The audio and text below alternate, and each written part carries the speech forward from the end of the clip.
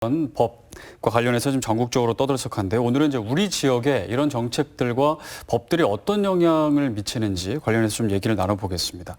이제 앞서도 말씀을 드렸지만 며칠 전에 공인중개사분들이 청주를 이제 조정 대상 지역에서 풀어달라고 걸기 대회까지 했는데요. 삭발식도 또 진행을 했고요. 네, 뉴스에서 이렇게 보신 분들 계실 겁니다. 조정 대상 지역으로 이제 지정이 되고 안 되고가 어느 정도의 이게 차이가 있는지 지역에서 실질적으로 어느 정도의 영향을 미치는지 일단 궁금하거든요. 그 얘기부터 좀 교수님께서. 우선 공인중개사분들이 그 걸기대회를 했다는 것 자체는 네. 또 그만큼 의미가 있는 거로 좀 볼 수가 있고요. 조정 대상 지역에 포함이 됐다라는 거는 이제 지금 우리나라에서 시행하고 있는 어떤 규제 지역의 단계가 한 3단계 정도 볼 수 있거든요. 네. 그래서 조정 대상 지역, 그다음에 이제 투기 과열 지구, 투기 지역 이렇게 볼 수가 있는데요. 조정 지역이 되면 기본적으로 이제 금융이나 세제 또 전매 제한 이런 부분들에 대해서 뭐 간단하게 말씀드리면 기존보다 좀 더 불편해진다. 그리고 대출 같은 게 받기가 힘들어진다. 네. 그렇기 때문에 조정 지역이 된다라는 것 자체는 부동산 경기를 좀 안정시키려고 이제 나라에서 규제의 한 방법으로 사용을 많이 하고 있습니다. 네, 그렇군요. 그 지난주 이제 공인중개사분들이 못 참겠다 하고서 나가셨는데 어떤 이유 때문에 그랬던 건가요?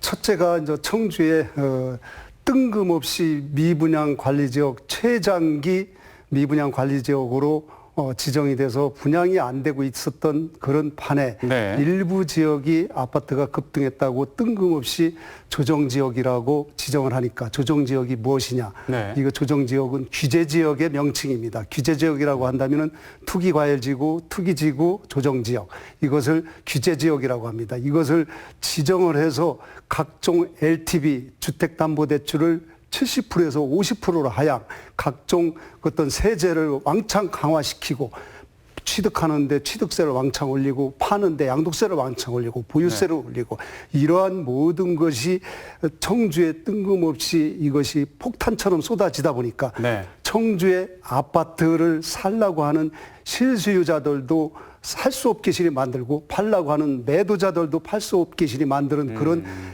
진짜 날벼락 같은 그런 상황이 청주에 발생이 된 겁니다. 네. 그러다 보니까 참을 수가 없다. 이거 도저히 이건 부동산 경기만 전반적으로 얼어붙게 만드는 게 아니라 청주 지역의 모든 경기를 얼어붙게 만들기 때문에 이것은 우리가 그대로 방관해서는 안 되겠다. 들고 일어나자 이렇게 해서 청주 지역 공인중개사들이 자발적으로 모여서 걸기대회를 하게 된 겁니다. 근데 조정 대상 지역으로 이제 지정이 됐잖아요. 청주의 대부분 지역이 지정된 건데 거의 다 지정이 됐다고 보는 거잖아요. 그렇죠. 어느 정도의 영향이 있었던 건가요? 어떤 영향이 있었던 건가요? 이 사실 그 주택이나 아파트를 살려고 하시는 분들은 네. 자기 돈을 갖고서 전액 사지를 않습니다. 우리나라에서 아주 좋은 제도가 있었어요. 네. 그게 LTV라고 그래갖고 주택을 담보로 해서 정부에서 저리로다가 대출을 해주는 겁니다. 그게 주택담보대출. 예를 들어서 1억짜리면 70% 7천까지 대출을 해주고 그러다 보니까 서민이나 이 어떤 자영업자들 또는 어떤 봉급생활자들은 아주 집을 사기가 좋았던 겁니다. 네. 이 제도는 수십 년간 아주 실증이 되고 확증이 되고 인정을 받은 제도입니다. 이것은 아주 좋은 제도인데 이거를 갑자기 50%로 20%를 다운을 시켰습니다. 네. 그러니까 사람들이 살 수가 없게 된 겁니다.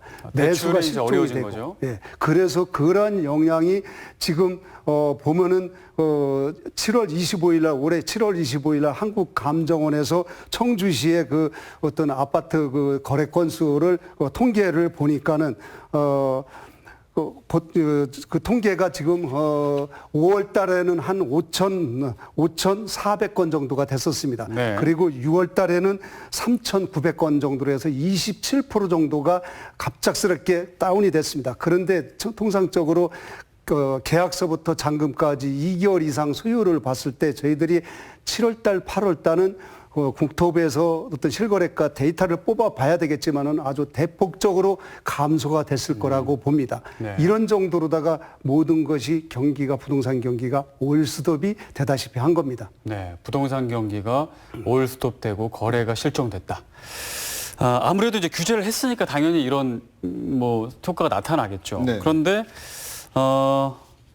그러면은 정부가 지정한 이유가 있을 거 아니에요. 예. 6.17 부동산 대책으로 이제 청주가 조정 대상 지역이 된 건데 이 대책은 목표는 어떤 거였나요? 기본적으로 이제 조정 지역으로 이제 선정을 한다, 지정을 네. 한다라고 하는 네. 거는 이제 몇 가지 조건이 있습니다. 근데 그 조건을 만족할 경우에는 기본적으로 정량적인 평가가 되고 그다음 정성적인 평가도 하거든요. 네. 그래가지고 조정 지역이 됐다고 하면 이제 부동산 가격이 기본적으로 많이 오르고 그다음에 이제 청약 경쟁률이 높고 이런 지역이거든요. 네. 그러니까 부동산 가격을 좀 안정시키겠다라는 의지인데요. 중요한 거는 이제 과연 청주 지역이 이렇게 조정 지역이 될 만한 지역이었냐라는 네네. 게 지금 화두가 되고 있는 것 같아요. 네네. 저 같은 경우는 이제 대전 지역도 조금 많이 보게 되는데요. 대전 지역 같은 경우는 최근 한 3, 4년 동안 청주 지역보다 훨씬 더 많이 올랐어요. 네. 부동산 가격이 상승을 하고 또 오히려 어떤 정부에서 어떤 규제 지역을 지정하는 것보다는 지방에서, 그러니까 지역에서 오히려 규제적으로 해달라는 목소리가 높았었던 지역입니다. 네. 물론 너무 오르다 보니까. 그렇죠. 그러니까 지자체에서도 그런 목소리를 듣고 또 그런 목소리가 합당한지 여부까지 검증까지 했어요. 그래서 관계 전문가들 찾아가서 계속 난상 토론하고 회의도 하고 이러면서 과연 이게 맞는지 틀리는지를 확인을 한 후에 이제 어떻게 보면 국토부에 건의를 할 수가 있거든요. 네. 지정적 해달라고. 네네. 그런 과정을 좀 거쳤다고 볼 수 있는데 청주 지역 같은 경우는 어떻게 보면 6.17 대책이 나오면서요, 그냥 갑작스레 된 거죠. 네. 갑작스레 되다 보니까 지역의 지금 충격도 상당히 크고요. 네. 아무도 예상을 못 했거든요. 저 같은 경우도 이렇게 바라보면 대전 지역은 될 거라는 생각은 조금 했었던 것 같아요. 벌써 몇 년 됐으니까. 네. 대전 지역도 대전 지역이 조정 지역이 되고 청주는 아직 조금 더 있겠구나 하는 생각을 좀 했었는데 전문가로서 그렇게 판단하셨는데. 네네. 근데 오히려 뭐 틀렸지만, 네. 조정 지역은 청주가 조정 지역이 되고 대전은 전 지역이 조정 지역이고 대덕구를 제외해서는 투기 과열 지구까지 됐거든요. 네네. 그러니까 지금 정부가 추진하고 있는 정책의 방향은 부동산 가격의 무조건 안정이거든요. 네. 서민주거 안정 뭐 해가지고 몇 가지가 나오는데 지금 청주 지역을 어떤 근거를 보고 했는지는 모르겠으나 어쨌든 정부의 판단은 지금 청주 부동산이 과열되었다라고 네. 판단을 하고 있죠. 그러니까 실제로 지금 이제 그 방사능 가속기가 유치가 되고 반짝 주택 가격 상승 효과가 있었습니다. 일부 지역에서 뭐 효과가 있었는데 그건 이제 일부 지역의 얘기고, 그런데 청주 대부분 지역을 조정 대상 지역으로 묶으면서 그 급등이 있지 않았던 다른 지역의 피해가 크다라는 얘기가 지금 많아요. 현재 뭐 어떤 상황인가요? 실제로 피해가 큰가요? 실질적으로 네네. 오창 일부 지역 아파트가 84제곱미터를 기준으로 했을 때 사실 한두 달 사이에 한 30% 이상 급등한 지역이 있긴 있습니다. 네네. 그런데 이것은 갭 투자를 노린 또는 그 오창의 방사광 가속기 그 호재를 누린 어떤 그런 투기꾼들의 일부의 어떤 그런 농간이라고 저희들은 보고 있습니다. 그런 대부분의 지역은 2016년도 10월 달에 미분양 관리 지역으로 청주를 묶을 그 당시나 지금 4년이 지난 지금이나 가격이 거의 비슷한 수준이에요. 네. 지금 실거래가 신고를 봐도 그렇고 모든 것이 분양가도 마찬가지고 지금 일부 지역은 지금 이렇게 오히려 어떤 물가 상승률을 계산을 했을 때는 더 하락을 했다고 판단을 하고 있습니다. 이런 상황인데 뜬금없이 이게 미분양 관리 지역을 해제시킨 것이 아닙니다. 자동 해제가 된 겁니다. 네. 왜 미분양 관리 지역이 자동 해제가 됐느냐? 허그 주택도시보전공사라는 데에서 미분양 관리 지역을 2016년도 10월 달부터 관리를 해왔는데 그 규정에 보면은 어떤 규제 지역, 투기과열지구, 투기지구, 조정지역 또는 고분양 관리지역으로 지정이 되면은 미분양 관리지역이 자동으로 해제된다는 그런 규정이 있습니다.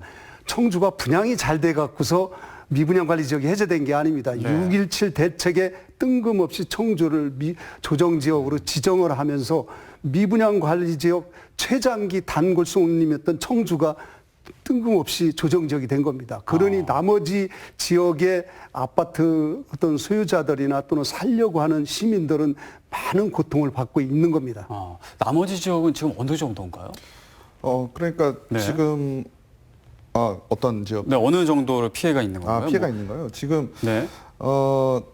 청주 같은 경우는요, 네네. 우리가 아파트 가격 오른 거를 좀 보면 네. 지금 6.17 대책 이전에 이제 방사강 가속기 얘기가 좀 나왔었어요. 네네. 그래서 그게 어떻게 보면 언론에 보도가 많이 되고 가격이 많이 올랐다라고 지금 판단들을 많이 하시는데 물론 영향이 없었던 건 아닙니다. 실제로 뭐 몇 억 올랐다는 네, 얘기 그 많았죠. 반짝 있었지만 네. 우리가 조금 더 봐야 될 거는 그 전부터 작년 초부터 좀 봐야 될 것 같아요. 네. 작년 초부터 청주 내에 이제 아파트 가격이 좀 상승하는 면을 좀 보였는데 그 원인은 우리가 외지인의 이제 투자 갭 투자. 네, 갭 네. 투자 또 그렇죠. 갭 투자라고 볼 수 있는데요. 네. 외지인들이 이제 실제 거주하지 않으면서 이제 전세를 주거나 대출을 받아서 아파트를 사는 그 비중이 있습니다. 네. 비중이 작년 말에 보면 약 40% 정도 됐었고요. 그리고 올 초에 이제 다시 방사능 가속기 얘기가 나오면서 또 그 비율이 잠시 줄었다가 다시 올라갔거든요. 근데 40%면은 어느 정도 엄청난 건가요? 엄청난 거죠. 우리가 기본적으로 다른 지역 같은 경우는 10%에서 20%대 정도라고 보시면 될 것 같아요. 네. 대전을 따져보니까 그 정도 되더라고요. 그게 이제 어느 정도 안정이 됐을 때. 네. 그러니까 청주 지역 같은 경우는 이제 외부 자본이 많이 유입이 됐었다, 되고 있었던 상황이었고 네. 거기에 방사능 가속기가 어떻게 보면 더 불을 질렀다. 불을 질렀다라고 볼 수도 있는데 불을 지르고 또 6.17 바로 또 불을 꺼버렸죠. 지금 상황이. 우리 지부장님 말씀하신 것처럼 저도 실거래가 국토부에 있는 실거래가 사이트를 좀 뒤져봤어요. 네. 뒤져봤더니 5년 전 얘기가 좀 나와서 2015년부터 지금까지 있는 아파트들을 좀 뽑아서 좀 봤더니 네. 이제 건축한 지 한 10년에서 15년 이상 된 아파트들 있잖아요. 그런 것들은 실거래가가 오히려 떨어지는 경향도 좀 보였거든요. 네. 최근까지요.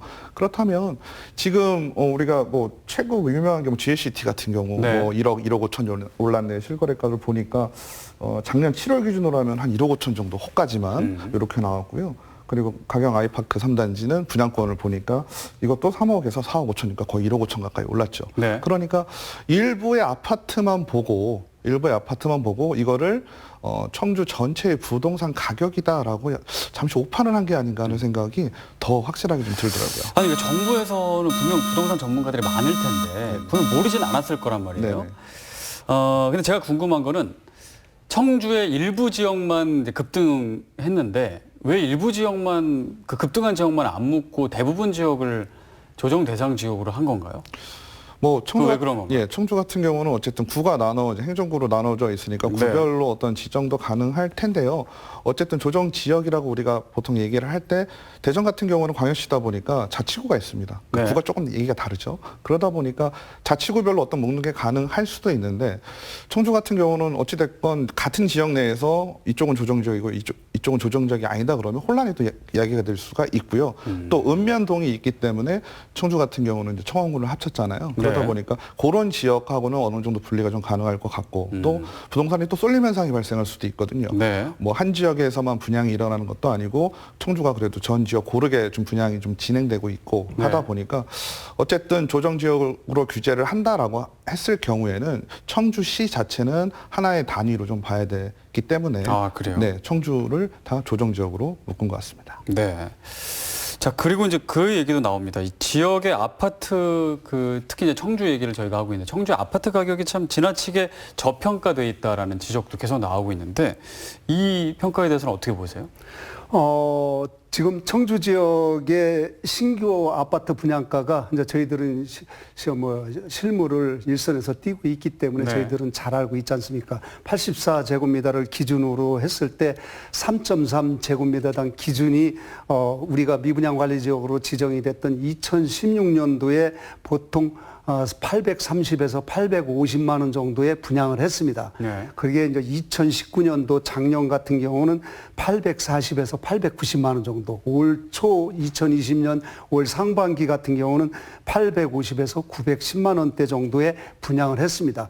이것은 어떤 분양 가격이 어떤 급격한 상승이라고 절대 볼 수가 없는 겁니다. 이것은 아주 순리적인 어떤 분양가의 그런 상황이라고 보고 있습니다. 그리고 아까도 우리 박 교수께서도 말씀하셨다시피 근래 준공한 지 한 10년 이내에 된 청주시의 그 기존의 아파트들도 3.3제곱미터를 기준으로 했을 때 지금 매매가라든지 오창이라든가 이런 것이 1,000만 원대를 넘지를 않습니다. 물론 일부 급등하는 오창이라든가 청주 흥덕구의 일부 아파트는 이번에 한 2달 사이에 급등을 했기 때문에 거기에서는 그것은 어떤 데이터로서 자료 가치가 없다고 보고 그것은 네. 아까도 말씀드렸다시피 투기 세력들의 농간이라고 보고 그렇게 했기 때문에 이것은 지금 현재 청주의 현실이 이런 상황입니다. 이런 상황인데 이것을 국토부나 또는 청주시나 충청북도에서 제가 봤을 때 청주를 조정지역으로 묶은 것은 너무 경박하고 너무 아주 어떤 지역의 형평성을 고려하지 않은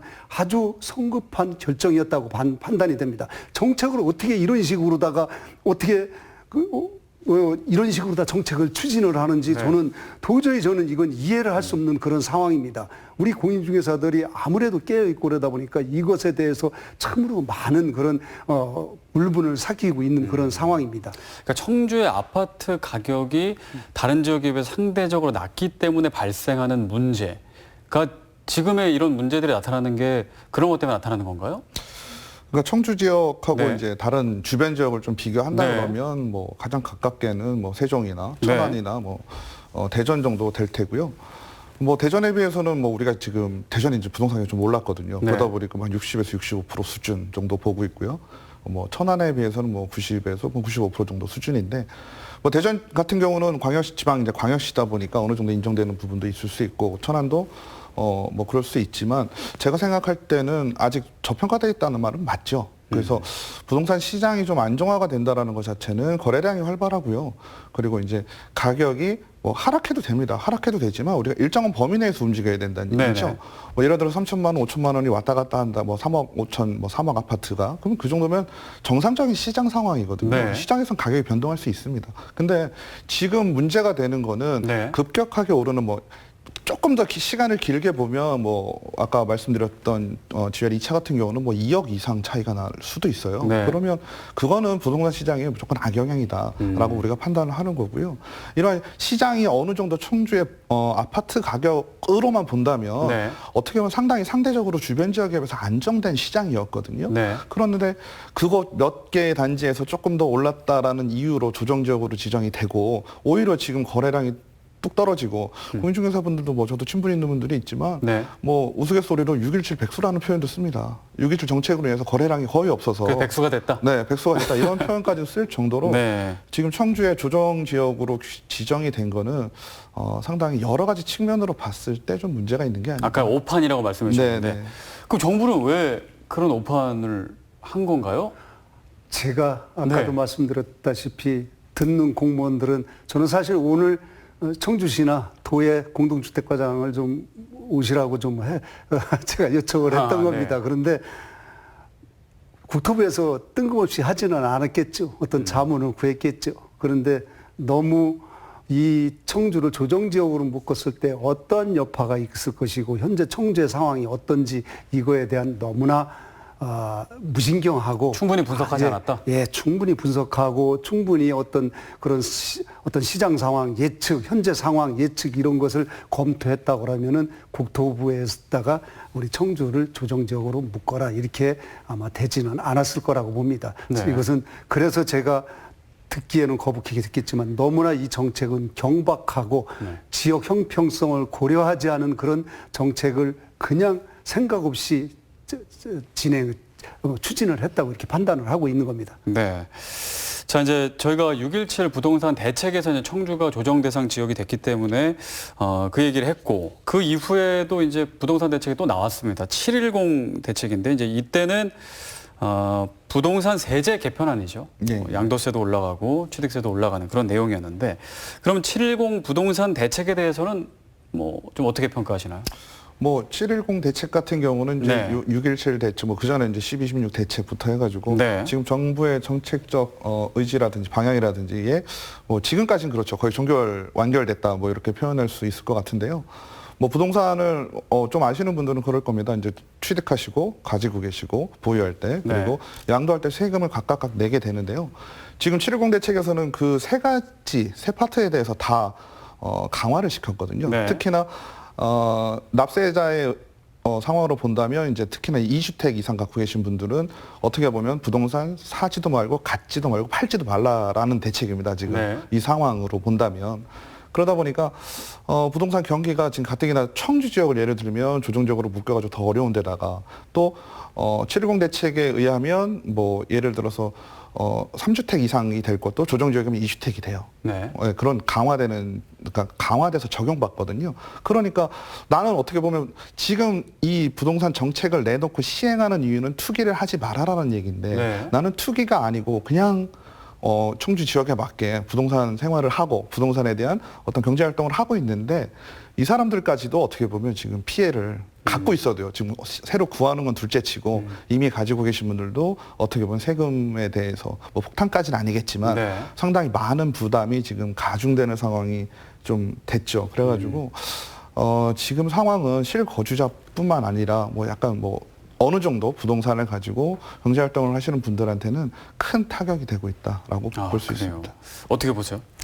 예, 710 부동산 대책은 저희가 봤을 때 이건 수요가 있는 지역에 공급이 돼야 되는데 그런 대책은 없이 그냥 징벌적인 대책, 종부세를 2배 이상 올리고 취득세 같은 경우 1에서 3%였던 걸 한 8%, 12%로 올리고 보유세를 왕창 올리고 그다음에 그 재개발 재건축 주택 임대사업자 제도도 좋은 제도라고 그래갖고 하던 것이 뜬금없이 이것도 또 폐지하겠다 하고 이러한 대책을 갖고서 어떻게 이 대책이 저희는 그렇게 추가 대책이라고 나오는지 이해를 할 수 없습니다. 네. 이것은 서민들의 주거 안정에는 전혀 상관없는 이런 정책입니다. 오죽하면은 국토교통부가 국민고통부라는 이런 말들이 나오고 서울이고 지방에서 오고 지금 이거에 대해서 규탄하고 이렇게 하겠습니까? 이러한 것은 다주택자들을 이 어떤 징벌 대상으로 봐야 된다는 이런 어떤 정책 위반자들의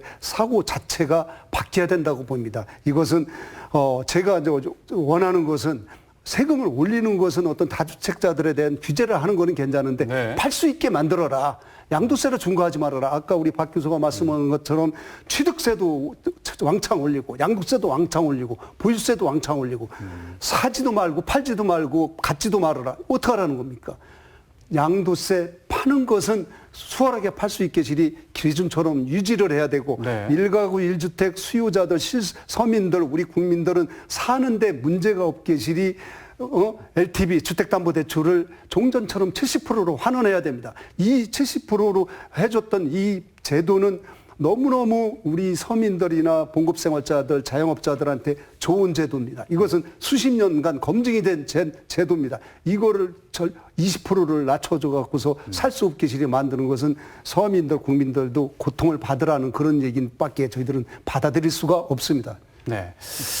이야기를 지금 이제 쭉 들었는데 정부의 6.17 부동산 대책 또 710 대책까지 다 좀 부정적인 입장이 강하신 것 같아요. 그런데 이제 어쨌든 물론 부동산 정책이라는 게 이런 정책을 쓰면은 혜택을 보는 사람이 있고 또 반대편에서 손해를 보는데 그럼 어쨌든 부정적인 부분이 있지만 긍정적인 부분이 있다면 어떤 게 있을까요? 예를 들면은 뭐 무주택자 같은 경우에는 혜택을 보는 거 아닌가요? 예, 뭐 그러니까 정책으로만 본다면요. 네. 이게 지금 현 정부의 정책의 어떤 가장 큰 문제는 국민으로부터 신뢰를 좀 잃었다는 네. 표현이 정확할 것 같아요. 지금까지는 매매에 대한 얘기 나오고 또 최근에 들어서 뭐 전월세 얘기도 좀 나오고 있는데요. 네. 공통적으로 지금 국민들이 인정하고 있는 부분이 뭐냐면 대책이 나오면 과연 되겠냐. 그러니까 정부가 정책을 펼치는 데 있어서 국민의 신뢰를 얻지 못하기 때문에 부동산 같은 경우는요. 가장 중요한 게 소비자들의 심리가 움직여야 됩니다. 지금 그렇죠. 부동산이 안정이 될 시기이다. 부동산이 상승이 될 시기이다. 지금은 안정 정책이고 부동산에 투자를 하지 말아야 되겠다. 뭐 이런 식의 어떤 부동산 심리를 좀 움직여야 되는데 네네. 지금 대부분은 어떠냐면요. 안정을 시키는 정책이 나오더라도 그래도 부동산은 또 오를 거야. 이런 생각들을 훨씬 더 많이 하시거든요. 신뢰가 없다. 신뢰가 없는 거죠. 그러다 보니까 글자 그대로 대책 자체가요. 참 많은 고심 끝에 나온 대책이에요. 공무원분들이 엄청 그렇겠죠. 노력을 네. 하셨을 거란 말이에요. 야근해 가시면서 만든 정책인데 중요한 건 뭐냐면 이게 국민에게 신뢰를 얻지 못하다 보니까 좋은 정책임에도 불구하고 얻지 못하고 또 하나 방향이 좀 사고가 한정되어 있다는 느낌을 좀 지울 그래요. 수가 없어요. 네. 그러다 보니까 여러 가지 정책이 하나 나오면 우리 좋은 약도 쓰다 보면 부작용이 나올 수가 있고요. 그 부작용이 치명적이 될 수도 있잖아요. 그러면 좋은 정책을 내놨으면 그거에 대한 부작용도 어느 정도 생각을 해야 되는데 그런 것보다는 어떻게 보면 우리나라의 부동산 정책이라는 게 어떤 정치적인 요소가 좀 결합이 되다 보니까 네. 그런 보여주기 식의 아니면 뭐 아무튼 정치적 이해관계에 얽힌 좀 그런 정책들이 좀 나오다 보니까 현실에 우리 서민들이 받을 수 있는 혜택은 물론 있지만 그게 나중에 궁극적으로 가면은 오히려 거꾸로 독이 되어 돌아올 수도 있는 정책이 될 수 있거든요. 네. 그런 것들도 간간히 좀 보이는 게 있어요. 그러다 보니까 그런 것들이 좀 아쉬운 대목이라고 할 수 있겠습니다. 그러니까 이제 제가 여쭤본 건 네. 잘 작동한다면 네네. 어떤 긍정적 효과가 있나요? 잘 작동을 한다면요. 네네네. 우리가 뭐 예를 들어서 70대 책 같은 경우도요. 뭐 전월세 자금 지원해주고요. 우리 아까 LTV 말씀하셨는데 LTV 같은 경우도 포인트를 더 줍니다. 지금 조정적이면 50%면 10%더 줘가지고 뭐 서민들에게 더 지원을 하겠다. 이런 네. 것들이 있는데 과연 그거를 받아들이고 실제로 사용하는 데는 많은 한계가 있을 것 같다는 생각이 드는 거죠. 실질적으로. 네, 뭐 물론 대책들을 보면요, 네. 대부분 대책은 그랬습니다. 그러니까 좀 안정을 시키기 위해서 부담을 지우는 게 있고요. 또 부담을 양쪽으로 다 나오거든요. 네. 근데 서민들을 위해서 한다라고 하지만 뭐 생애채권 주택 취득세 감면, 뭐 신혼부부 특별공급 같은 거에 어떤 기준을 완화해 준다든지 이런 것들은 물론 그분들에게는 좋지요. 네. 좋지만 큰 틀에서 본다면 과연 이 부동산 정책의 방향이 맞고 제대로 작동을 하는지는 의문점이 생긴다는 말씀이죠. 물론 일부 소수에게는 네. 도움이 될 수 있기 때문에 우리가 보통 결론에서 그러면 앞으로 어떻게 해야 됩니까? 이런 얘기들 네네, 하시잖아요. 그쵸. 그러면은 저는 정부의 정책 중에 그런 부분을 얘기를 할 수밖에 없게 돼요. 부동산 가격이 오른다면 특별공급을 받으세요. 뭐 이런 얘기밖에 할 수 없는. 왜? 네. 방향이 그거밖에 없거든요. 근데 전체 방향은 조금 안 맞는 것 같다. 네, 지금은 이렇게 무조건적인 억제 정책을 편다는 게 네. 저는 지금 현실과 좀 맞지 않는다라는 판단을 좀 하고 있습니다. 위원님은 제가 보기에는 긍정적인 측면은 아예 없다고 얘기하실 것 같은데 아니 그렇지는 않아요.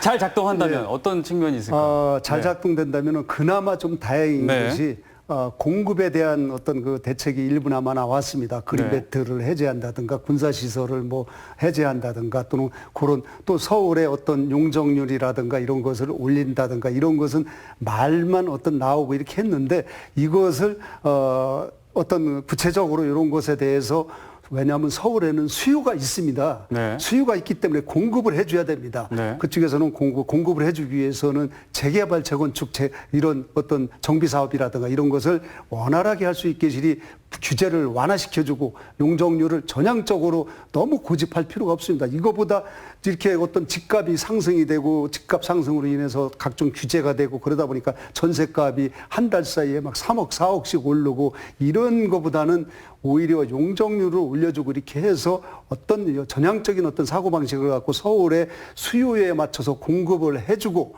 지방은 수요 대비 공급량이 많습니다. 네. 지방은 공급량을 컨트롤해야 돼요. 네. 공급량이라는 건 뭐냐? 사업 승인량. 네. 시나 이런 데서 공동주택에 특히 이제 사업 승인을 내주지 않습니까? 이런 것에 대한 적절한 지방의 수요가 있어요. 청주 같은 경우는 매년 한 6천에서 7천 세대 정도 고정적인 수요가 있습니다. 네. 거기에 맞춰서 공급량을 컨트롤해줘야 되고 왜냐하면 공급이 너무 왕창 14,000, 15,000, 2만 세대씩 공급이 되면 또 폭락을 합니다. 네. 그런 것을 맞춰주고 당연히 서울 수도권하고 청주 지방하고 정책 자체가 틀리고 흐름 자체가 틀리고 부동산 가격 자체가 틀리고 전세 가격 자체가 5배, 6배씩 틀립니다. 네. 당연히 달라져야 되는 겁니다. 그런데 어떻게 이런 걸 갖다가 다 지방이고 서울이고 수도권이고 다 하나로 묶어서 이렇게 합니까? 그런데 그나마 조금 희망이 보이는 것은 네. 공급에 대해서 눈을 조금 돌리는데 어떤 검토, 설로 할 것이 아니라 실질적인 액션이 조치가 있어야 된다고 봅니다. 한번 그렇게 기대를 해봅니다. 네. 그러면 지역의 이게 부동산 정책에 맞는 거는 이제 그 공급 정책에 대해서 약간 컨트롤 해줘야 된다. 당연하죠. 말씀해 주셨는데 그러면 지역의 부동산 정책에 알맞는 거라면 이번 부동산 정책에서 좀 어떤 게 좀 보완이 됐었어요?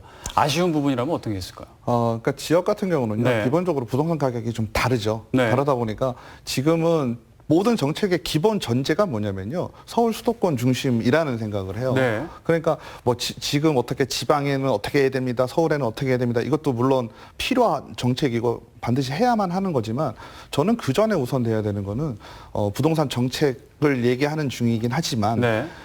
수도권 집중을 막아야 된다는 생각을 더 먼저 하게 돼요. 그러면 어떠한 특별한 정책이 없이도 자연스럽게 분산이 될 것이고 네. 그리고 지방에도 자연스럽게 어떤 규제보다는 지방의 시장을 더 키울 수 있게 또 지방을 부동산 시장을 정확히 판단하는 게 우선 더 중요하다고 생각을 해요. 네. 그러니까 청주 같은 경우도 청주만 움직일 수는 없거든요. 네. 청주가 과거에 잠깐 뭐 부동산이 좀 호황이 있었던 이런 시기에도 보면 뭐 세종시 특수를 노린다든지 뭐 세종시가 잘 되기 때문에 그 효과를 잠깐 봤던 시절도 있었어요. 네. 대전 같은 경우도 세종과 맞물려서 같이 움직이거든요. 그러니까 제가 볼 때는 국토부에서는 그걸 다 일일이 다 볼 수는 없잖아요. 중앙정부에서는. 그러다 보니까 지방에 있는 지자체에서 그런 부분들을 좀 더 세세하게 확인을 하고 또 지방에 더 맞는 정책들을 중앙에서 할 수 있도록 좀 건의를 하는 게 더 필요하다고 생각을 합니다. 네.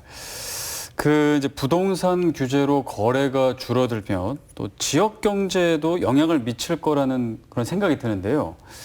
부동산 규제와 지역 경제 사이의 상관관계, 뭐 어느 정도로 영향을 미치나요? 부동산 거래가 거의 안 되면 지역 경제에 뭐 어떤 영향을 미치게 되는 건가요? 기본적으로 이제 어느 나라나 마찬가지겠지만 네. 이제 경제의 한 축은 당연히 부동산이 될 수밖에 없고요. 우리나라 같은 경우는 부동산이 가계 자산에도 차지하는 비중이 거의 뭐 80, 90% 되잖아요. 거의 전부라고 볼 수 있죠. 거의 전부라고 볼 수 있기 때문에 내가 뭐 다른 거 뭐 다 필요 없이요. 뭐 이런적인 거 빼더라도 심리적으로 우리 집 아파트값 떨어졌는데 소비 심리가 살아나겠습니까? 네, 간단합니다. 부동산 가격이 들썩거리고 부동산 시장이 불편해지고 부동산에 대해서 내 가치가 떨어진다든지 아니면 다른 지역으로 오는데 내 아파트가 안 오른다든지 부동산 가격 시장 자체가 형성이 안 되면 활성화가 되지 않으면 당연히 지역 경제에도 좋은 영향을 미칠 수가 없고요. 네. 당연히 지금 같은 경우에는 부동산 시장이 거의 얼어붙었기 때문에 지역 경제에도 어떻게 보면 뭐 코로나 사태로 지금 우리가 많이 힘들고 있는데요. 네. 근데 거기에 더 가중되는 효과가 더 나타나지 않을까 좀 걱정이 많이 되고 있습니다. 네, 어떤 상황인가요, 지역 경제? 예, 부동산 경기는 그 근본적으로 시장에서 순리적으로 작동되기 시리 선순환의 관계가 유지가 돼야 됩니다. 제가 부동산을 하면서 겪어보니까 역대 정권에서 부동산 정책 잔뜩 내놓은 정권치고 국민 경제 살리고 부동산 경기 잡은 정권이 없습니다. 대책이 많으면 많을수록 경기나 국민들은 고통받고 경기는 거꾸로 갑니다. 시장에 맡겨야 된다. 예, 시장에 맡기고 적절한 필요한 곳에 필요한 것을 공급해 줄 수 있는 이런 정책만 세워주면 되는 겁니다. 네. 이 선순환의 관계를 공무원들은 잘 모르고 있는 것 같아요. 규제해야지, 여기 튀어나오면 이거 때려잡아야지 이런 생각밖에 안 하고 있는 것 같습니다. 네. 그래서 이렇게 되면 부동산 경기가 모든 실물 경기에 있어서 선도 역할을 하는데 청주 같은 경우 아까도 말씀드렸지만 이건 한국감정원 통계입니다. 우리 청주가 올해 5월 달에서 6월 달 30% 가까이가 격감을 했어요. 거래 건수가. 네. 7월 달, 8월 달 더 격감을 할 겁니다. 5월 달에 비해서 제가 봤을 때 10%, 20%도 거래 건수가 안 될 거라고 봅니다. 이렇게 되면은 청주의 지역 경제는 다 같이 부동산 업계뿐만 얼어붙는 것이 아니라 청주의 지역 경제는 모든 것이 다 얼어붙게 돼 있습니다. 네. 그래서 아까도 말씀드렸지만 순리적으로 내버려둬서 순리적으로 선순환의 관계가 유지가 되기 시리 적정하게 물론 어떤 투기가 과열을 하고 광풍을 일어나면은 조치를 해야 되는 것은 네. 맞지만은 이런 청주같이 일시적인 어떤 그런 현상을 보고서 그 중요한 예를 들어서 빈대 잡으려고 그러는데 커다란 어떤 망치를 갖고 와서 때려잡는 거나 마찬가지인 그런 역할을 하면은 피해는 누구한테 갑니까? 우리 청주 시민들 뜬금없이 조정지역으로 지정을 받은 우리 청주 시민들한테 그 피해가 가게 되는 겁니다. 네. 이것은 정책은 그래서 멀리 거시적으로 봐야 되고 신중하게 봐야 되고 세밀하게 들여다 봐야 된다고 저는 정책을 집행할 때는 그렇게 봐야 된다고 생각을 하는 겁니다. 지금 공인중개사 분들은 어떤 상황인가요? 공인중개사들도 네네. 어렵죠. 네. 지금 오죽하면은 네. 저희들이 저 데모를 하고 머리띠를 두르고 길거리로 나서 왔겠습니까? 그렇지만 이건 공인중개사들만의 문제는 아닙니다. 네. 전체적인 모든 청주의 지역 경제에 큰 영향을 끼치는 큰 문제입니다. 조정지역 대상이라는 것을 사람들은 잘 알지도 못했던 내용이에요. 네. 조정지역이 뭐냐? 저희 회원들도 마찬가지고 시민들도 물어봅니다. 그건 서울에나 걸리는 거구나 이런 생각을 했는데. 그렇죠. 우리 청주는 조정지역이라는 것은 조정지역은 뭐 이 좋은 국토부나 건가 보다. 공무원들이 뭘 조정하나 이렇게 생각을 했던 겁니다. 네. 그런데 이게 뜬금없이 그래서 이 시민들이 참 당황하고 어려운 그런 경험을 지금 하고 있는 겁니다. 이것에 대해서 어떤 3개월간의 데이터를 모니터링을 해서 국토부나 도나 시에서 어떤 시급한 조처가 있어야 된다고 저는 네. 판단을 합니다. 지금 이제 계속 얘기를 해주셨는데 부동산 흐름 자체가 서울과 지방, 그 수도권과 비수도권이 다르기 때문에 부동산 규제를 할 때는 서울은 수도권은 맞게 거기에 맞게 또 규제를 하고 또 지방은 지방에 맞는 가장 그 맞춤형 규제를 해야 된다. 그런 얘기 아까 해주셨잖아요. 네. 좀 어떻게 구체적으로 어떻게 해야 될까요? 그러니까 우리가 네. 부동산 시장이라고 하는 게요. 네네. 아까도 잠깐 말씀드렸지만 지역별 시장이 충분히 존재를 하거든요. 네. 지역별 시장이 존재한다라는 거는 지역별로 존재한다라는 그 의미가 갖는 말은 서로 독립한다라고 볼 수 있는 거예요. 네. 그러니까 기존에 이제 2000년대 이전에는요. 우리나라 부동산 시장이 서울을 중심으로 다 이끌어졌어요. 서울을 중심으로 가격을 올려놓고 끌어올리면 지방도 자연스럽게 따라가는 네. 이런 형태였다고 본다면 2000년대 후반부터는요, 서울과 지방이 다르게 이제 시장이 형성되기 시작했어요. 네. 그래서 서울이 가격이 내려가더라도 지방에서는 오르고. 따로 노는군요. 네, 그러니까 독립적이다라고 표현을 하는데 따로 노는 거죠. 그러다 보니까 지금 최근에 같은 경우에도 그렇잖아요. 서울은 어느 정도 집값이 안정이 되는 것 같으니까 수도권 서울에 있으신 분들은 이제 부동산 값이 잡힌 거 아니야? 하지만 우리나라 지도를 놓고 본다면 세종 탁 오르고 대전 탁 오르고 잠시 며칠 동안 청주 또 이렇게 잠깐 올랐었죠. 네. 그 1, 2, 3등을 차지를 충청권 요 세 지역에서 했는데 그렇게 시장이 다르게 움직인다는 거죠. 네. 그러니까 우리가 뭐 지방에는 어떠한 정책을 쓰고 저쪽에는 어떠한 정책을 쓰고 이런 뭐 어떤 진짜 특별한 지방별 맞춤 정책도 좋긴 하지만 네. 같은 정책을 쓰더라도 지방과 서울은 차이를 둬야 된다는 얘기를 더 드리고 싶어요. 그러니까 지금 조정지역 된 것 같은 경우도 물론 서울은 이제 구 단위로 다 쪼개서 지정을 하지만 지금은 거의 다 됐지만 구 단위로 쪼개서 충분히 할 수가 있죠. 네. 청주 같은 경우는 지금 지방에서 이 정도 가격 상승을 가지고 조정지역을 했다라는 거는 문제가 있는 것 같고 네. 혹은 뭐 지방에는 조정지역 아닌 뭐 다른 어떠한 또 하나의 시스템을 갖추어 가지고 지방은 이런 식으로 좀 규제를 한다고 쳐도 어느 정도의 완화될 수 있는 그런 좀 다르고 혹은 또 강도가 다른 같은 분위기라도 강도가 다른 이런 게 마련이 돼가지고 시행이 돼야 되는데 이거는 뭐 일률적으로 다 조정지역 해버리면은 서울이든 어디든 다 뭐 영향을 LTV, 받고. DTI 다 묶어버리고 세금 다 중과해버리고 이러니까 이런 데는 조금 문제가 있지 않은가 하는 생각을 해보는 거죠. 어떻게 보세요? 제가 누차 언론에서도 그렇고 뭐 학술대라든가 공무원들을 만났을 때도 그 얘기를 했습니다.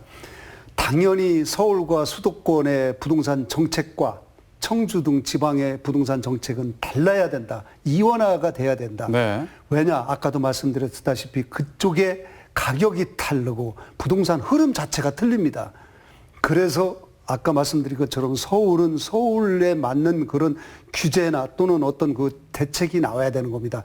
어떤 용적률 문제도 아까 말씀드렸고 그린벨트라든가 또는 공급에 대한 문제가 거기는 수요는 많은데 공급이 없기 때문에 공급을 전향적으로 어떤 혁신을 해서 공급을 왕창 할 수 있게 그렇게 만들어 줘야 되고 네. 지방은 수요 대비 공급량이 많습니다. 어느 지역이든 보면은. 왜냐하면 지을 땅이 많고 지을 또 그런 어떤 지역이 많기 때문에 그래서 공급을 적정하게 컨트롤을 해줘야 된다고 그 말씀을 드렸던 겁니다. 그래서 이 부동산이 너무 급격해 오르지도 말고 떨어지지도 말고 서서히 물가 상승률에 비해서 어떤 가격이 형성이 되고 거기에 맞춰서 이렇게 진행이 되면은 국민들 고통받지 않습니다. 지금 네. 국민들 화가 많이 나 있습니다. 네. 국민들 지금 울고 싶은 심정이에요, 지금요. 이런 정책은 제가 봤을 때 아주 바람직하지 않은 정책이라고 봅니다. 국민들을 정부는 편안하게 해줘야 되고 어떤 재산 어떤 증식을 하는 데 있어서 범죄자 취급을 해야 되고 그 사람들이 징벌적인 대상이 되고 이런 정책은 제가 봤을 때 아주 바람직하지 않습니다. 당연히 서울하고 지방하고의 어떤 그 정책이라든가 이런 것을 세밀하게 분류하고 하나도 어려울 것이 없다고 봅니다. 제가 봤을 때는 그런 것에 대해서 관심을 가져줘야 됩니다. 그러니까 서울과 지방을 그거에 맞게 따로 규제를 해야 된다. 그렇죠. 제가 보기엔 너무 상식적인 것 같거든요. 네. 근데 그 상식적인 거를 그 정부에서는 왜 안 하는 거고 안 하고 일괄적으로 규제를 하는 건가요? 뭐 이유는 뭔가요? 제 생각에는 네. 뭐 정확하게 뭐 나와 있지는 않지만요. 어쨌든 우리가 행정학에서 보면 이제 정책의 일관성이라는 부분을 더 강조를 한 것 같은데요. 일관성에 더 장점이 있다? 네네. 그러니까 어떻게 보면 지역별로 뭐가 다르다. 그러면 우리가 뭐 예를 들어서 뭐 취득세율이 다르다라고 쳤을 때 네. 지역별로 다르다 그러면 네. 이제 그런 부분에서도 혼란을 가중하고 뭐 이런 얘기가 아닐까 싶은데요. 네. 저 같은 경우는 뭐 수도권 집중을 막는 방법은 뭐 예를 들어서 지금 취득세 말씀을 드렸지만 서울은 취득세가 높고 뭐 지방은 좀 낮고 뭐 이래도 저는 큰 문제는 없다라고 보거든요. 네네. 근데 지금은 그냥 일괄적으로 이제 금액만 가지고 얘기를 하죠. 금액만 가지고 얘기를 하니까 진정 수도권과 수도권 주변 지역, 그러니까 서울과 수도권 지역의 어떤 집중을 좀 분산을 시키고자 하는 의지가 있다면 뭐 그런 정책들도 충분히 펼칠 수 있다라고 저는 생각을 합니다. 근데 정부는 제가 또 똑같은 질문을 드릴게요. 왜 일괄적으로 하는 거예요? 그 사항에 대해서는 누차 사실은 네. 어떤 그 여러 가지 채널로다가 계속 얘기를 하셨잖아요. 네, 얘기를 근데 했는데 뭘 하던가요? 예? 뭘 하던가요? 글쎄 그거에 대해서 이유를 못 어떤 들으셨어요? 그런 어떤 정책의 어떤 집행 일관성이라든가 정책의 어떤 그 저기에 있어서 어려움이 있는지는 몰라도 나름대로 물론 정부에서도 어떤 네. 지역의 투기 지역도 뭐 이렇게 일부 묻고 투기 과열 지구도 일부 묻고 또 조정 지역도 일부 이렇게 묻고 이렇게 하는데 제가 봤을 때는 그거 갖고는 부족하다고 봅니다. 더 세밀하게 더 정밀하게 들여다보고 더 세밀한 어떤 정책이 나와야 된다고 봅니다. 나름대로 청주도 어떤 일부 지역이 급등하다 보니까 조정 지역으로 묶었던 건데 중요한 것은 저희가 전체적인 흐름이 정부의 정책이 잘못됐다는 것이 아니라 이런 아까 같이 그 청주가 미분양 관리 지역에 아주 단골손님으로 네. 한 번도 빠지지 않고서 관리하고 있었던 그런 상황에서 일부 아파트가 오른다고 청주 조정 지역으로 묶어 투기 지역으로 묶어 이것은 아니라고 보는 거죠. 그 정책은 신뢰를 받을 수가 없는 거죠. 뿅망치랑 똑같은 거죠. 뭐 하나 튀어나온다고 가서 망치로 두드리고 이렇게 하는 정책을 국민들이 어떻게 신뢰를 합니까? 정책은 아까도 거시적으로 멀리 봐야 되고 큰 틀을 봐야 되고 어떤 데이터를 봐야 되고 이렇게 해야 되는 건데 어떤 일부 지역이 올랐다고 다 네. 지금 했습니다. 이런 정책은 잘못됐다고 보는 것이죠. 그러니까 두 분 다 이제 얘기를 들어보니까 청주가 어쨌든 뭐 부동산 대책에 정말 장단점이 있고 또 손해를 보는 사람도 있고 혜택을 보는 사람도 있지만 청주가 조정 대상 지역에 지정된 건 정말 아니었다. 이런 그 얘기를 하시는 것 같아요. 그래서 이제 청주시도 좀 고민을 하고 있습니다. 네.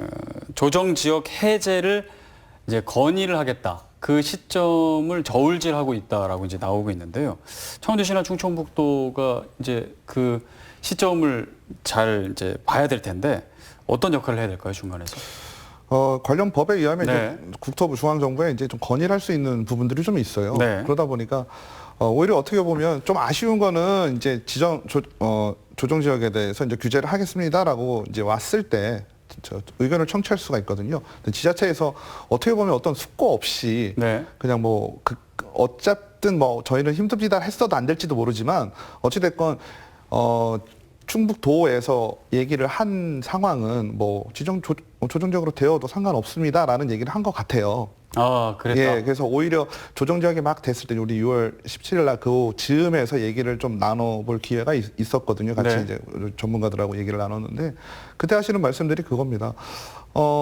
청주시의 상황을 정확하게 알지 못하는 상황에서 국토부가 그냥 지정을 하겠습니다 하니까 그거를 그냥 오케이를 하느냐. 만약에 오케이 안 하면 안 되는 거였나요? 오히려 어떤 의견을 우리가 얘기는 할 수가 있는 거죠. 여기는 네. 지역적으로 아직 조정적으로 묶일 상황이 아닙니다라고 얘기를 한다면 조금 보류가 되고 아니면 그래도 해야 된다라고 중앙정부의 판단이 들게 되면 뭐 우리가 같은 목소리를 낼 수가 있잖아요. 근데 지금이야 이제서야 조정적이 되고 나서 문제가 생기니까 어떻게 보면 엇박자가 나고 있는 거잖아요. 여기 청주 시민들하고 어떻게 보면 지자체 네. 부분들하고 도에서 오케이 했다는 건가요? 원래 도에 광역자치단체에 묻게 돼 있습니다. 그러니까 대전시 같은 경우는 대전시청으로 왔을 것이고, 네. 예, 청주 같은 경우는 충북도청 도지사한테 왔을 겁니다. 그럼 그 내용이 그러면 이러한 내용을 어떻게 보면 뭐 의사결정 없이 어떻게 속거하는 거 없이 생각하지 않고 바로 빠른 판단이라고 볼 수도 있겠지만 네. 저는 그 판단이 조금 문제가 있지 않았나 하는 생각을 좀 해보고요. 지금이라도 어떻게 보면 부동산을 생업으로 가지고 계시는 공인중개사분들이 가장 부동산에 대해서 전문가시고 네. 또 이런 전문가분들이 모여서 어떤 목소리를 하나로 낸다는 것 자체는 정책적인 오류가 있다는 건 분명하다고 저는 생각이 좀 들거든요. 네. 제가 뭐 어떤 가치 판단을 할 게 없어요. 전문가들이 나와서 그렇게들 하시니까 네. 그것도 아주 강력하게 그날 비도 왔었던 것 같은데 그렇게 하신다는 것 자체가 지금 현 시장과 그리고 이 정책 사이에 문제가 발생하고 있다. 네. 예, 그렇게 얘기할 수 있을 것 같아요. 그러니까 청주시나 충청북도에서 이제 그 해제 시점을 건의해야 되는데 언제 해야 되나요? 제가 봤을 때는 네. 제가 이제 원하는 것은 3개월 단위로 5, 6, 7 데이터를 보고 8월 달에 해제를 했으면 건의를 했으면 좋겠는데 물론 청주시도 검토를 한다고 하는데 네. 아까도 말씀드렸던 것처럼 너무 아니란 이런 어떤 판단을 했던 거라고 저희도 보고 이것에 대해서는 이제 어떤 해제를 하기 위해서는 자료가 데이터가 나와야 될 겁니다. 그러니까 국토부의 어떤 실거래 건수라든가 이런 것이 자료가 나와야 되는데 뭐 보나마나 제가 봤을 때는 예측할 때 5월 달에 비해서 5분의 1도 8월 달에는 7월, 8월에는 거래량이 되지 않을 거라고 이렇게 보고 있습니다. 네. 그래서 조속하게 이것은 청주시는 조정지역 해제를 건의를 해야 되고 그리고 어떤 흐름에 있어서는 전반적으로 다 청주시는 뭐 많은 호재는 있습니다. 청주시는 여러 가지 뭐 방사관 과습기술부터 네. 청주시에 호재가 많이 있습니다. 뭐 더군다나 요 근래 또 뭐 국회까지 또 뭐 이쪽 세종시로 온다고 하는 그런 얘기도 있고 그래서 호재는 있는데 전체적인 흐름은 청주시는 아직은 어려운 그런 상황이라고 봅니다. 네. 그래서 너무 어떤 일부 지역이 급등한다고 거기에 너무 민감하게 반응할 필요는 없다고 봅니다. 지금 이제 가장 궁금한 게 그러면 청주시 조정 대상 지역은 언제쯤 풀리는 거야? 이렇게 궁금하실 텐데 예, 예. 전문가로서 한 언제쯤은 풀리겠다라는 그래서 저는 그 관측을 어떤 하시나요? 자료를 어떤 비교를 해서 물론 그 사람들이 또 왜 또 그렇게 금방 어떤 일희일비를 하고 금방 또 이렇게 또 풀어달라고 하느냐 그렇게 얘기를 할 수는 있지만 네. 자료가 나와야 되는 겁니다. 5월달, 6월달, 7월, 8월 어떤 거래 건수에 대한 자료가 나오고 그러면은 이것은 어떤 풀어야 되겠다는 그런 건의를 충분히 할 거라고 봅니다. 그런데 물론 이것은 모든 권한은 국토부에서 지고 있는 것이죠. 네. 그런데 국토부에서 반드시 이것은 받아들여야 된다고 저는 생각을 하고 있습니다. 고통을 받고 있어요. 청주 시민들이 실거주 수요자들이 고통을 받고 있고 청주의 모든 시민들이 고통을 받고 있습니다. 반드시 이것은 빨리 조속한 조처가 있어야 된다고 판단을 합니다. 어쨌든 8, 9월에 신청을 하면 그 받아들여질 것이다라고 보시는 거네요. 그렇죠. 네. 그러면은 올해 안에는 풀리는 건가요? 만약에 이렇게 된다면? 그러니까 권한은 국토부에서 지고 있으니까. 그거는 모르지만 네네. 예측은 해볼 수 있는 거니까. 제 생각은 그렇습니다. 어쨌든 지정 자체가 오류가 있었다라고 이렇게 의견을 묻는 거는 안 될 것 같아요. 왜냐하면 그럼 국토부가 잘못을 인정하게 되는 거니까. 네. 그러면 지정이 됐을 때 이제 지정이 된 것을 해제 요건이 또 따로 있을 거 아니에요. 네. 그럼 그 해제 요건을 만족을 해야 된다는 얘기죠. 네. 그래서 뭐 과거에도 보면은 뭐 연말에 많이 작년 연말 같은 경우 부산에 이제 사상구나 이렇게 해제됐거든요. 뭐 그런 예를 본다면 네. 빠르면 올 연말도 이렇게 가능할 수 우리가 있다. 목소리를 좀 많이 낸다면 네. 왜냐하면 어쨌든 정책을 위반하시는 분들이 우리를 위해서 정책을 내는 거지. 그죠? 본인들을 위한 게 아니잖아요. 네. 근데 우리를 위한다고 하는 사람들이 그렇게 반대를 한다면 국토부에서도 충분히 생각해 볼 수 있는 거라고 생각을 하고요. 네. 이렇게 지역에서의 목소리가 지자체와 시민이 이제 한 목소리를 낸다면 네. 그 시일은 좀 당겨질 수 있다라고 생각을 합니다. 그러면 이제 조정 대상 지역에서 풀리게 되면 네네. 풀린 이유를 좀 생각해 보면 좋을 것 같아요. 풀리게 되면은 그동안에 참고 있었던 것이 할수 폭파해서 있죠. 뭔가가 부작용이 또 있을 것 같다는 생각이 드는데요. 예상해 볼 수 있는 부작용은 어떤 게 있어요? 그렇죠. 아무래도 조정지역에서 풀리면 여러 가지 갑자기 또 급등하는 건가요? 규제들이 빠지게 되죠. 네네. 빠지게 되는데 제가 그래도 그나마 다행으로 생각하는 건 우리가 조정지역이 되기 전 상황을 한번 6월 17일 전 상황을 좀 본다면 네. 물론 급등하는 아파트들 분명히 있었고요.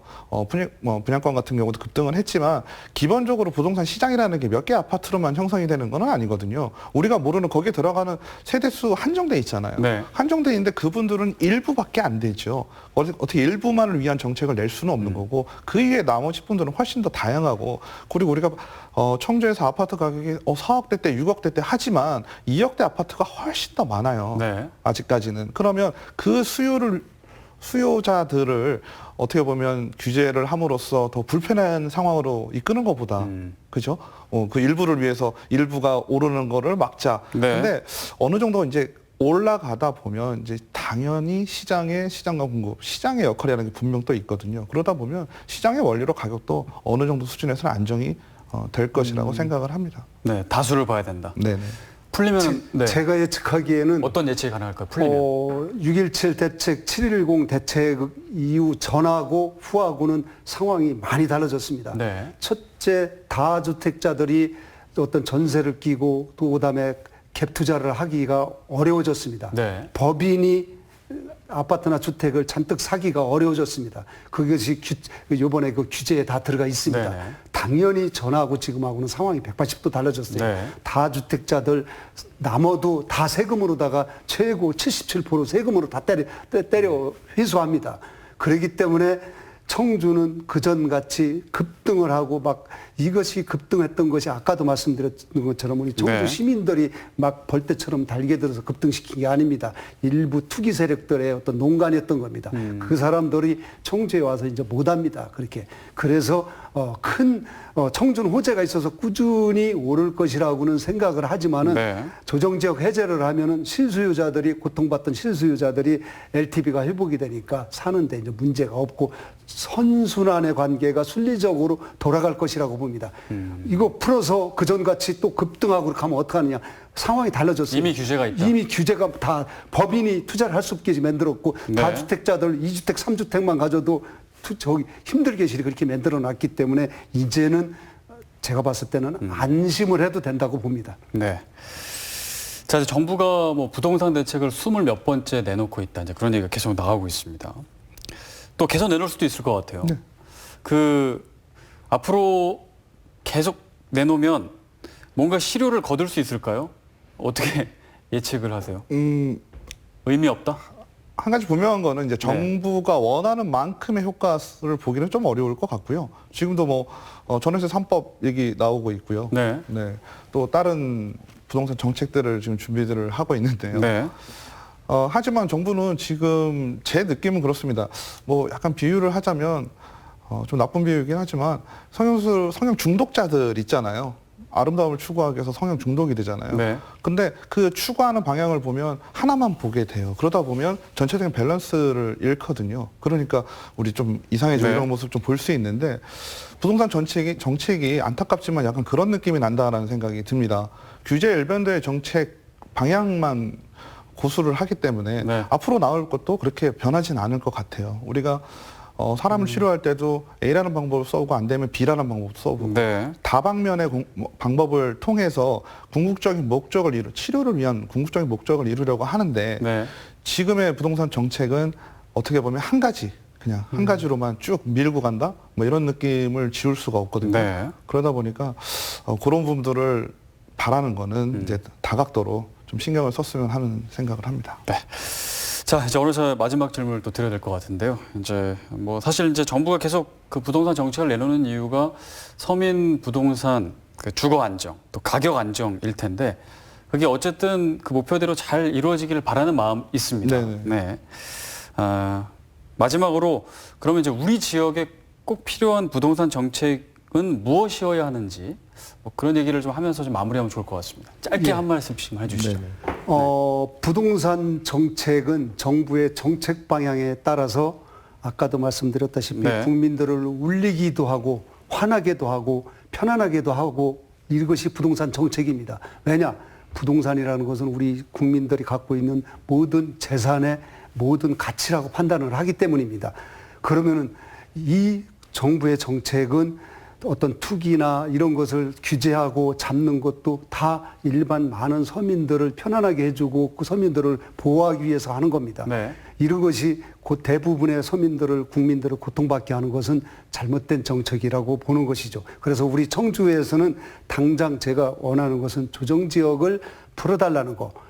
조정지역이 금방 풀리지를 않는다 하더라도 청주는 어떤 1가구 1주택 실수요자들이 주택을 사는 데 있어서 어려움을 없게 시리 세제 지원, 주택담보대출 LTV 70% 원위치해서 어떤 지원해 주는 거 이런 정책이 네. 청주 같은 경우는 따라야 된다고 그렇게 생각이 듭니다. 그러고 너무 다주택자들을 징벌 대상으로 여겨서 하는 것은 서울이나 수도권 같은 데는 필요할 거라고 봅니다. 그렇지만은 지방 같은 경우는 그렇게 그 다주택자들의 문제가 우리 황 아나운서 같은 경우는 지방에서 청주에서 집 많이 가진 사람들이 어떤 문제가 생기는 거 봤습니까? 이것은 네. 제가 봤을 때 어떤 그 지방에 있어서의 어떤 정책에 있어서는 바람직하지 않다고 네. 봅니다. 이런 것을 풀어주고 항상 시장 원리에 맡겨서 선순환의 관계가 진행이 되기실이 그렇게 정책을 해주면은 우리 청주 같은 경우는 더할 나위 없이 바랄 것이 없다고 생각이 듭니다. 네, 알겠습니다. 교수님. 저는 뭐 두 가지 정도로 볼 수 있을 것 같아요. 그러니까 두 가지 측면에서 본다면 우선 뭐 중앙정부 차원에서는요. 기본적으로 부동산 문제 해결은 서울과 수도권 집중의 해결이 분산을 시키는 것이 저는 근본적인 해결책이라고 생각을 하는데요. 네. 그렇게 된다면은 어떻게 보면 수도권과 인접한 충북 그리고 청주 지역 같은 경우 그 분산에 대한 효과를 최대한 또 이용할 수도 있고 또 충분히 수행해 나갈 수 있는 지역이라는 생각이 좀 들고요. 네. 또 하나 뭐 지자체 차원에서 무언가를 한다라고 친다면 우리 청주시라는 지역에서 보면 아파트 가격이 서로 변하고 차이가 발생하는 이유는 가장 중요한 게 이제 정주 환경이라고 볼 수 있을 것 같아요. 그러다 보니까 부동산 가격이 차이가 많이 나고 어디는 뭐 오르고 어디는 뭐 아주 좀 가격이 오르지 않고 한다면 그건 주변 환경의 문제가 분명히 있거든요. 네. 그래서 그런 부분들을 지자체에서 조금 더 관심 있게 좀 바라보고 청주시 내 지역 간의 불균형도 해소하는 것도 저는 필요하다고 생각합니다. 통합적으로 좀 관리해야 네네. 된다. 알겠습니다. 여기까지 듣겠습니다. 윤경식 한국공인중개사협회 중앙자문위원, 박유석 대전과학기술대 교수였습니다. 오늘 말씀 감사합니다. 네, 예, 고맙습니다. 감사합니다. 네, CJB 시사토론 여기서 마무리하겠습니다. 오늘 함께해 주신 여러분 고맙습니다.